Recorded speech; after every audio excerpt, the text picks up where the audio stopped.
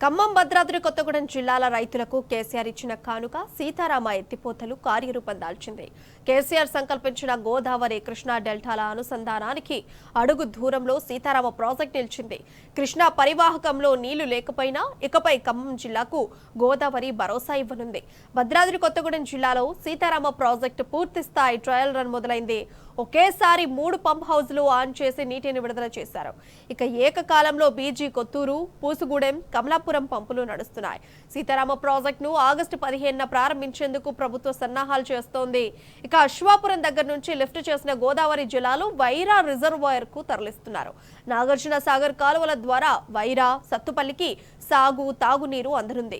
సీతారామ పూర్తి స్థాయి ఆయకట్టు 6.75 లక్షల ఎకరాలు. ఖమ్మం, భద్రాద్రి, సూర్యాపేట, మహబూబాబాద్ జిల్లాలో 10 లక్షల ఎకరాలకు గోదావరి జలాలు అందనున్నాయి.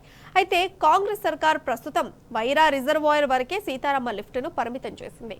సీతారామ ద్వారా పాలేరుకు గోదావరి నీళ్లు ఎత్తిపోయాలనేది కేసీఆర్ సంకల్పం. పాలేరు రిజర్వాయర్ నిండితే సాగర్ ఆయకట్టు పూర్తి భరోసా అందనుంది.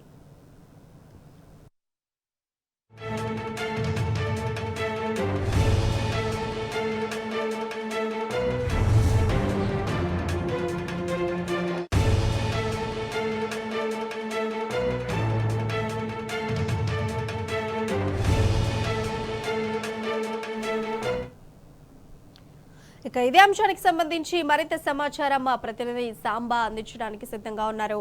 సాంబా, చెప్పండి, అప్డేట్స్ ఏంటి?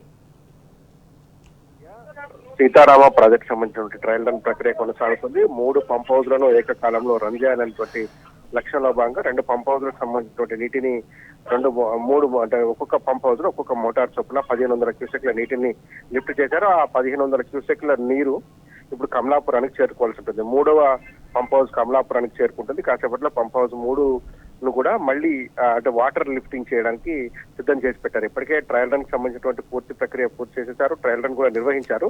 అయితే కంటిన్యూస్ గా ఒకేసారి 3 పంపులను రన్ చేస్తూ నీటిని లిఫ్ట్ చేయాల్సినటువంటి ఆస్కారం ఉంటుంది. దాని తర్వాతనే పూర్తి స్థాయిలో అది వర్కింగ్ స్టేజ్ లోకి వచ్చినట్టుగా భావించాల్సి ఉంటుంది. అందులో భాగంగా ఇవాళ 3 పంప్ హౌస్ లో భాగంగా 2 పంప్ హౌస్లు ఇప్పటికే నిరంతరాయంగా పనిచేస్తున్నాయి.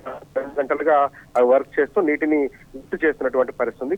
బీజీ కొత్తూరు దగ్గర నుంచి వచ్చినటువంటి నీటిని పూసుగూడెం దగ్గర లిఫ్ట్ చేస్తున్నారు. పూసుగూడెం దగ్గర వచ్చినటువంటి నీటిని కమలాపురం దగ్గర 3వ పంప్ హౌస్ లో లిఫ్ట్ చేయాల్సి ఉంటుంది. ఈ పూసుగూడెం నుంచి దాదాపు 25-30 కిలోమీటర్ల డిస్టెన్స్ ఉంటుంది. కాబట్టి ఈ వాటర్ కొంచెం స్టాగ్న్ అవ్వాల్సిన అవకాశం ఉంటుంది. అక్కడ స్టాగ్న్ అయిన తర్వాత కమలాపురాన్ని కూడా లిఫ్ట్ చేస్తే డైరెక్ట్ వైరా రిజర్వాయర్ కి నీరు చేరుకుంటుంది.